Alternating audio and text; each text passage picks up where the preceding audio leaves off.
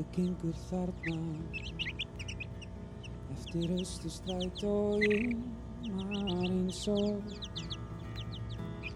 vorsins blóm með djarfan svip og vegna viðurlæta og trúlega rauðum skóm. Ó, það stúlka engum öðrum lík. Það hún fröken Reykjavík. Ó, það stúlka engum öðrum lík. Það hún fröken Reykjavík.